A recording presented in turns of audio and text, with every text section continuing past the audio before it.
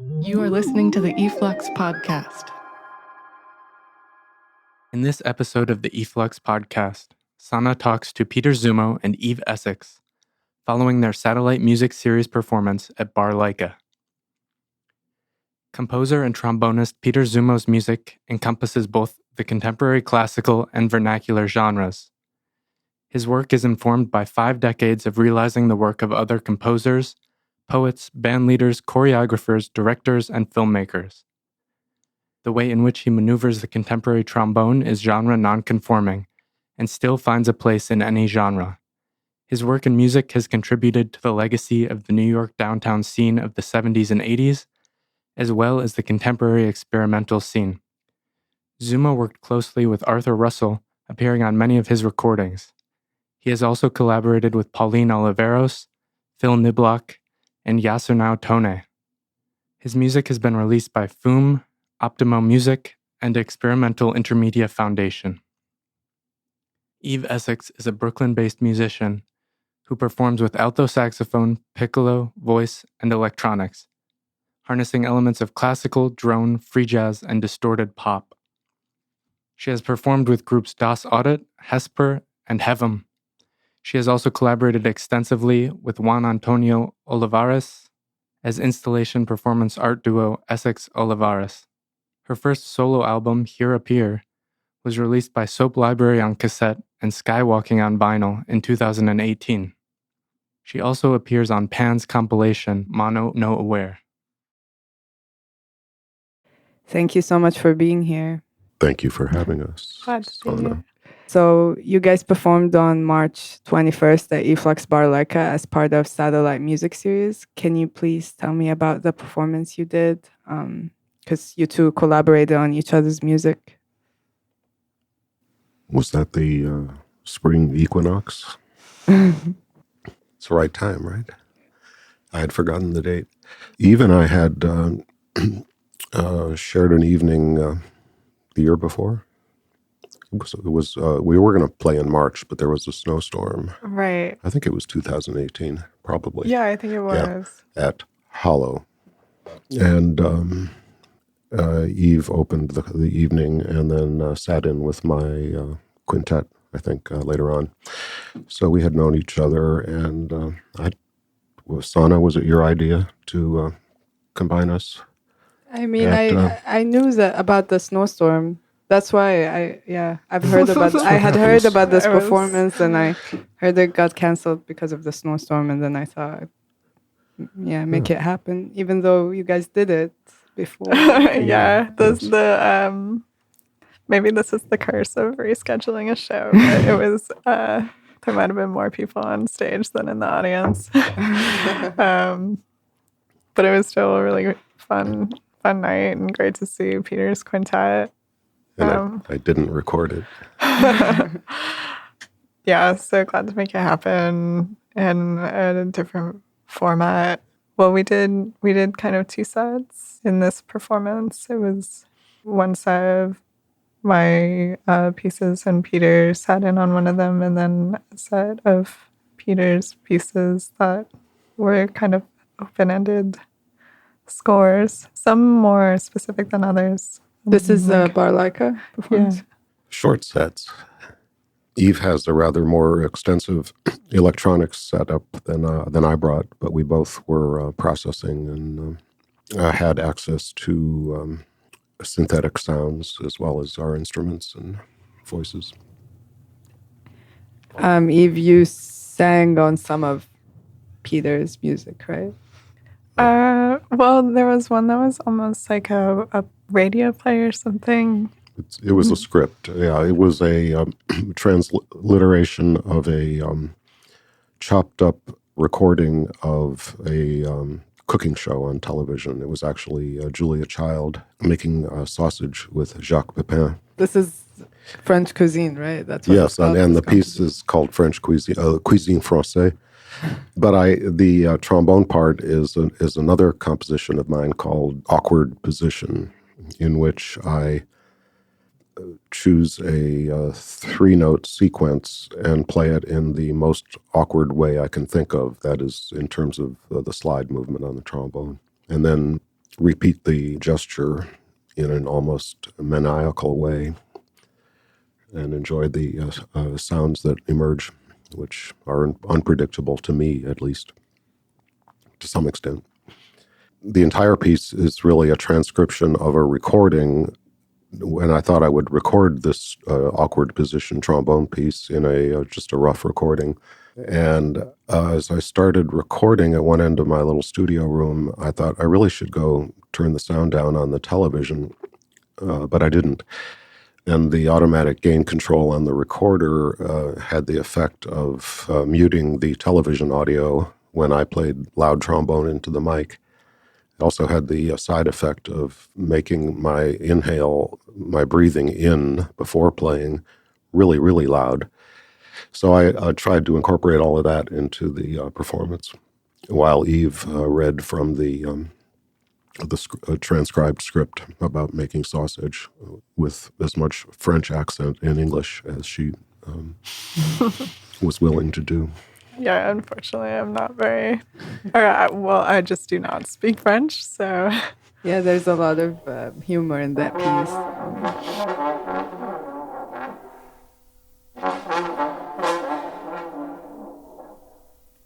And of course, you just don't care. Like shows. In there, we have the salt and... a cup of ham, don't we have she very say, I call it dig, we could. The proportions are a greenie, sausage maker. Now it's highly seasoned. I have some chicken liver and union by a big striaco. Oh, loaf, some veal and some ham sometimes, and you also put a little pinch.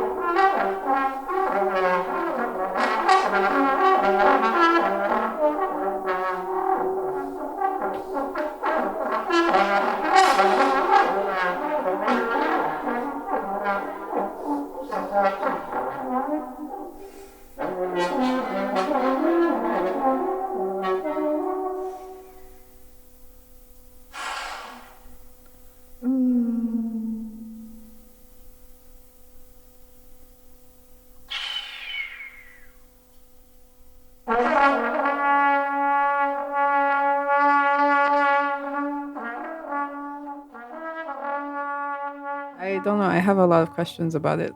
Is humor something that you like incorporating into music? Yes, I do. You know, I've worked commercial jobs, and I've seen a comedian open up, say, for Tom Jones, and that whole Las Vegas idea of having a comedian open up for a big band or a name act or whatever. But I thought, well, new music, whatever we want to call this, it's called experimental music or avant-garde or new, but it really is just music today that's not hung up on the past. And I think it should be entertainment, like music always was. So I don't see why we can't have fun. Besides having certain political ideas about the nature of the funding establishment and the curatorial establishment. What about you, Eve? What do you think? Well, I'm all for not taking oneself too seriously, but I don't know if humor plays into my own work so much. Maybe like through some kind of like wordplay or something lyrically. Yeah, I don't know. I like the idea of things being spirited and open-ended, though. I read something that was, I'm not sure if you had written it or somebody wrote it about your music on Bomb magazine, and it was about field recordings. Oh. Yeah. Do you write Yeah, I did write that. I'm not much of a writer. It was actually quite hard for me to figure that out. It was about field recordings, and you did it in your home, so you also like the field recordings was kind of like the flushing of the toilet. Oh yeah, that was actually the toilet at the Sump, which was a practice space at the time with DOS Audit, now known as Hollow. Oh, really? Yeah. And it's in this basement, and I had this problem where every time it would rain, the toilet would like shoot like a foot-high fountain of water out of it. So I would just be like, I think when I got that recording, I was just like in there by myself practicing, and all of a sudden there's just like the sounds of gushing water everywhere, and my recorder is just picking it up. It's strange, but this is not the first time we talk about Hollow's bathroom. And yeah, I don't know. I saw some sort of connection between the two, like the flooding toilet and like recording this French cooking show. Like it's just like picked up in the background and sort of used this. Well,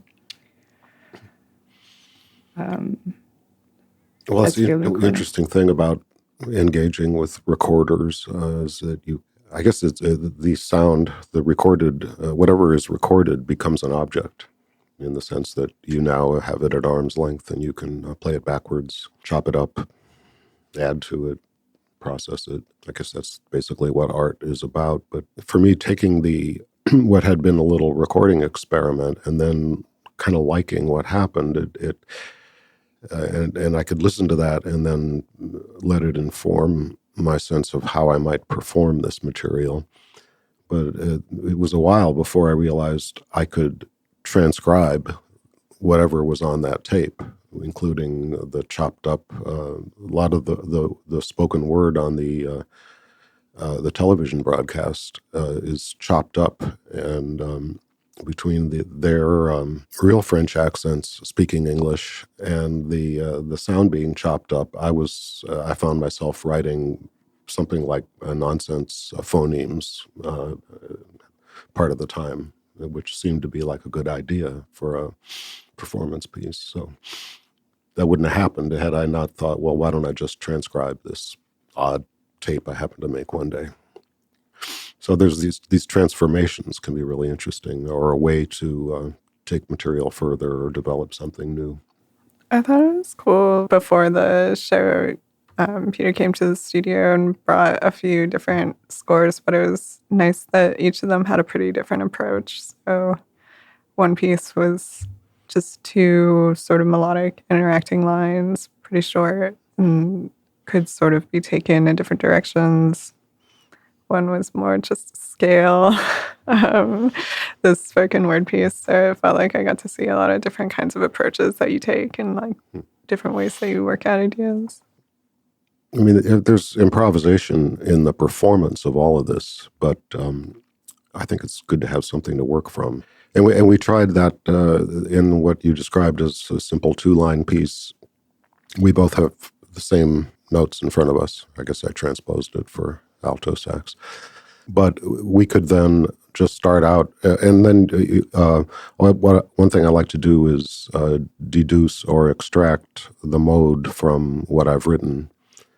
So I like to look at all the notes on the page and notice that, or it also has to do with the way I wrote it, the original idea I had, how I made it from a tiny little idea into one page almost of music by sequencing something or stretching it out.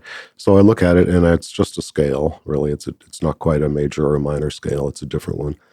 And that's a basis then for each of us to be grounded in something. So we could simply start playing freely using only those 7 notes. And then if either one of us started playing one of the 2 written lines, the other one of us would know where the other one is.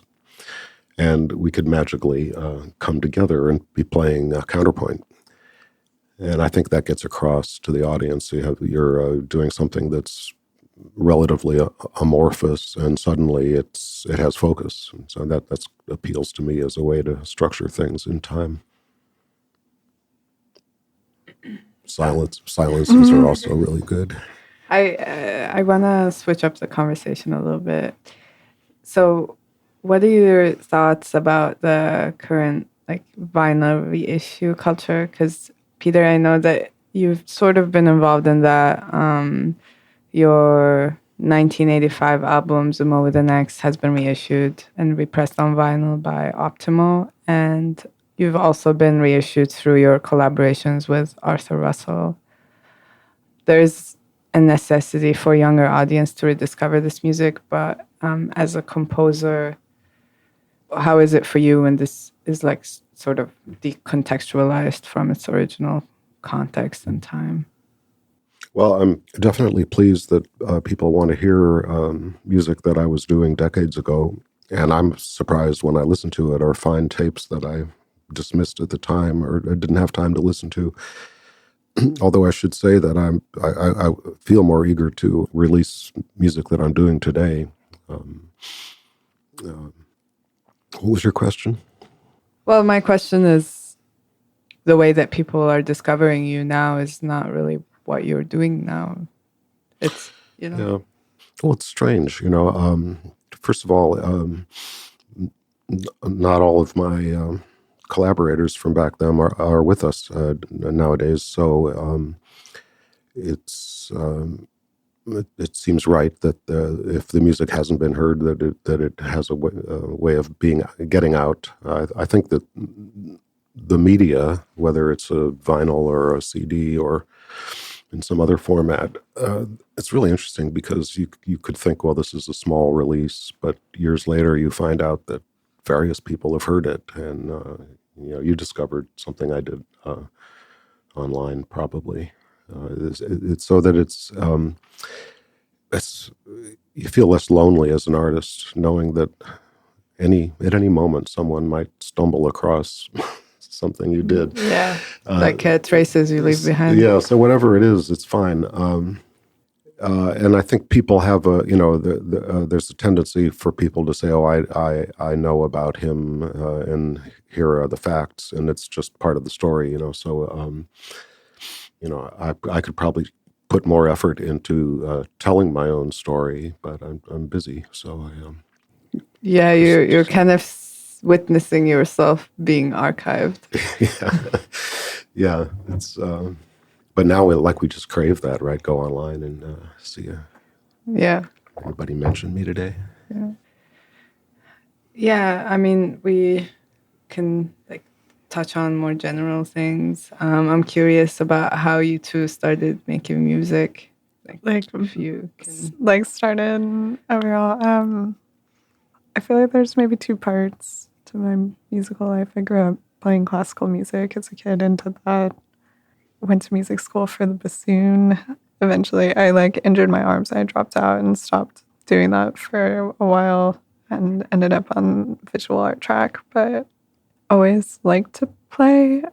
So when I moved to New York, I kind of got more involved in the experimental music world and wanting to do stuff again. So I bought a saxophone, mostly because I couldn't play the bassoon because I had problems where I would just only do classical music things on it. So I got a saxophone and started playing with the band, basically.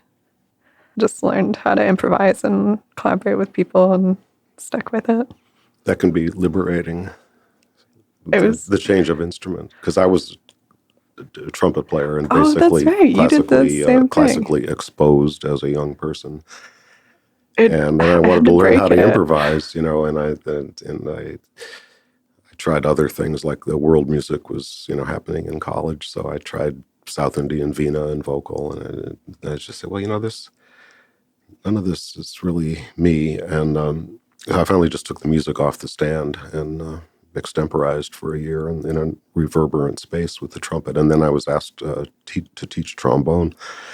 And as far as I could tell, there were no rules that applied to the trombone. And I started working with dancers, with me in the space with dancers, and there were really no rules about music. So it really opens things up, I think. It's good to be in this space. I liked switching instruments because I knew I was just going to be terrible at it, and that I wasn't doing it right, and that if you just are going to be in an open-ended space and people are willing to collaborate with you, if you have something like an obligation to just show up and make the noise, you'll get there eventually.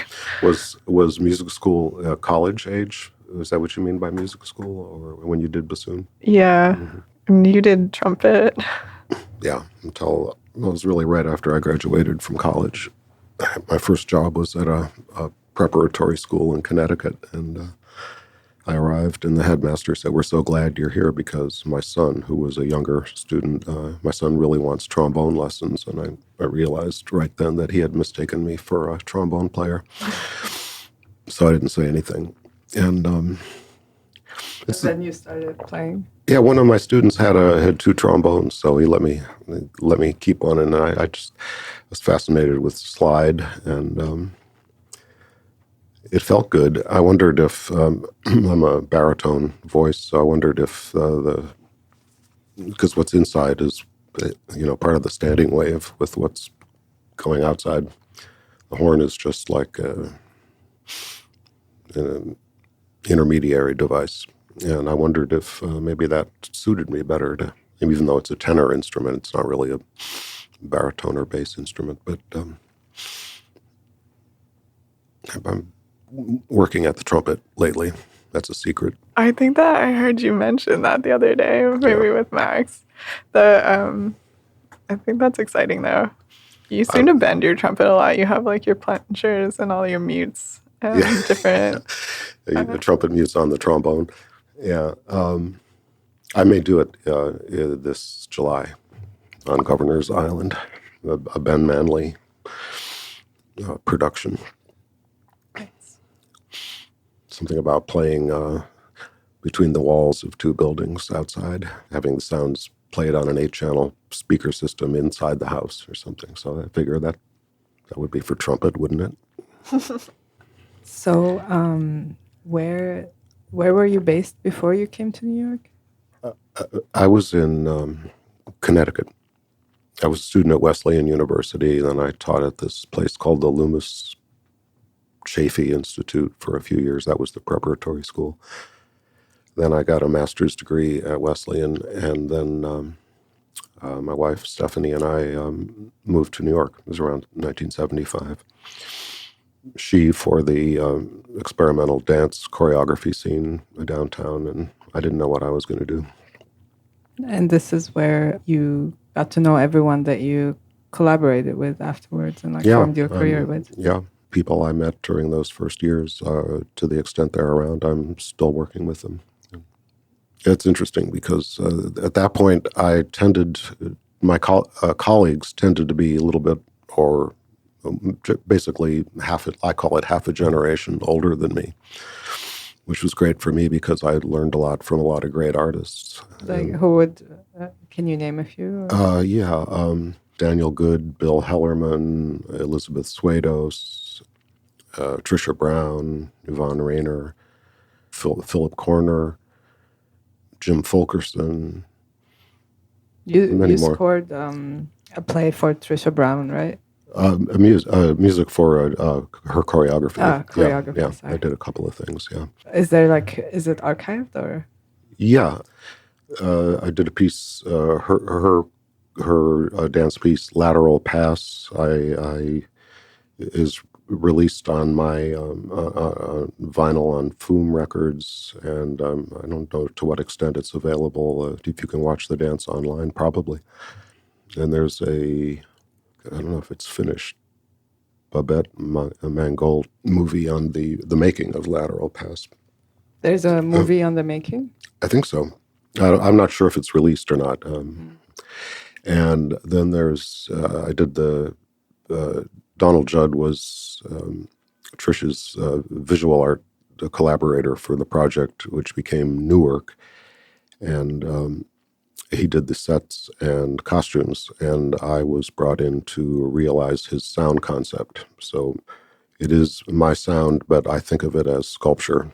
So we did some things that were sort of works in progress on the way to both of those works. So it was a lot of very close working with a great artist, which taught me a lot about just how an artist makes decisions.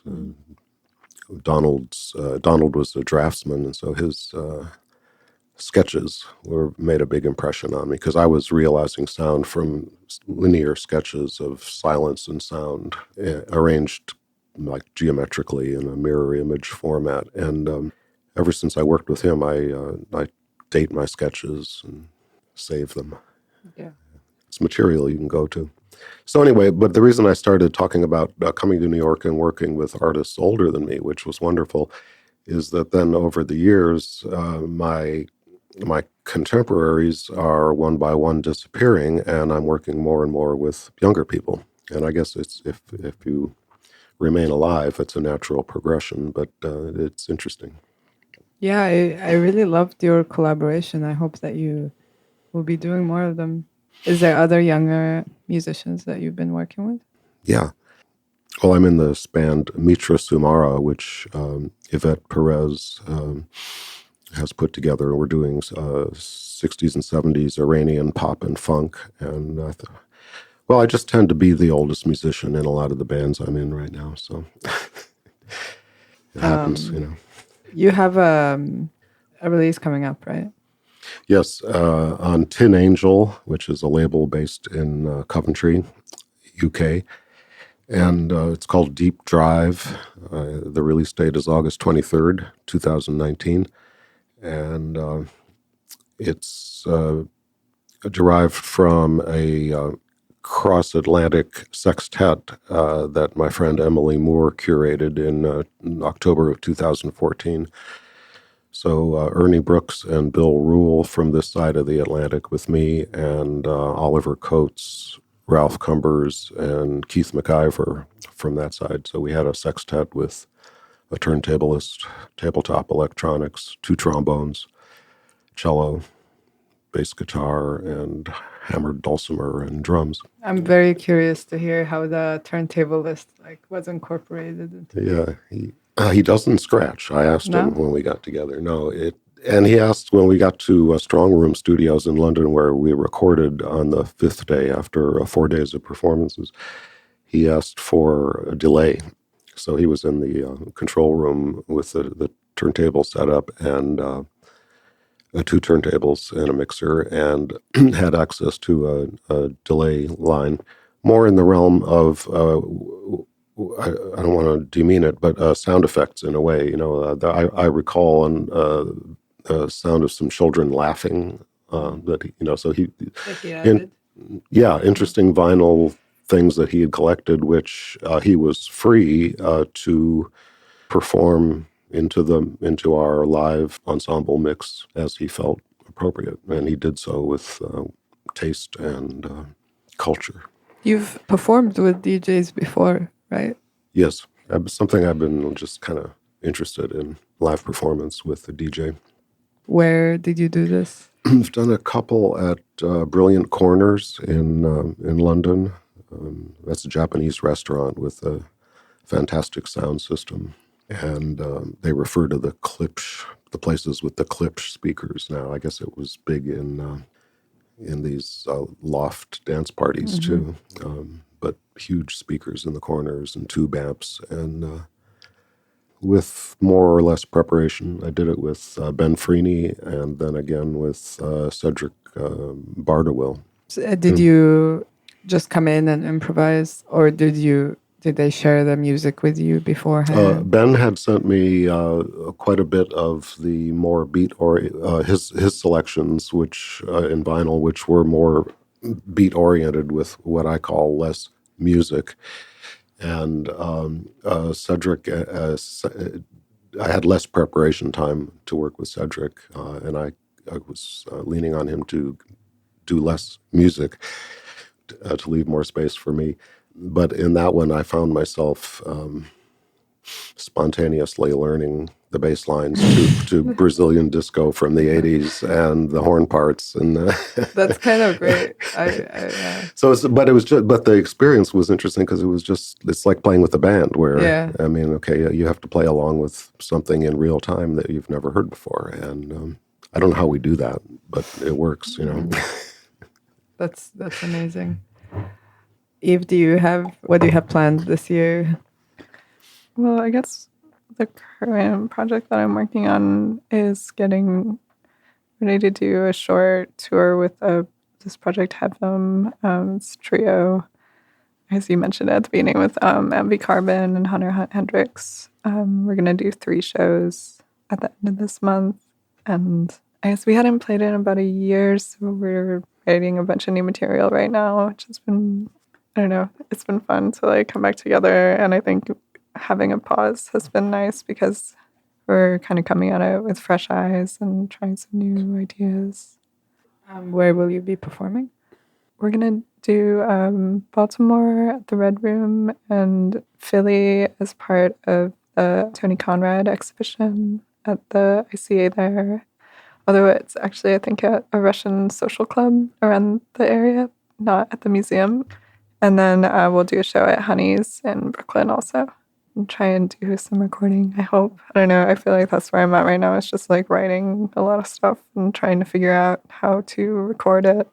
I've been working on developing like my instrumental setup and changing it. And actually the e-flux show was like a bunch of new gear that I hadn't used before. So now I'm like trying this new stuff and seeing how things change when I write with it. Is Red Room is it, if it's the same place it's been for many years? I think I heard it's in the back of a bookstore. I don't remember. Well, anyway, see if you can make a recording in the bathroom. In the bathroom? That was another, when I was there, that was... another musical toilet? Yes, yeah. Cool. I know of one more musical toilet. There was a cat, as I recall. Oh. Do you remember, Peter, like we were watching some of your old videos and your teacher you had a class inside of a bathroom? As part of, I began work on a PhD in ethnomusicology, and I do not have such a PhD. But anyway, and this was up at Wesleyan, and somehow my advisor at the time felt it was important to hook me up with J.K. Randall at Princeton, and J.K. is a revered theorist and a composer in electronic music. And in my meetings with J.D., he decided that I should do a class for his students in the men's room, basically, and video everything, and multiple recordings, people walking around with cassette recorders and microphones, cameras, video cameras.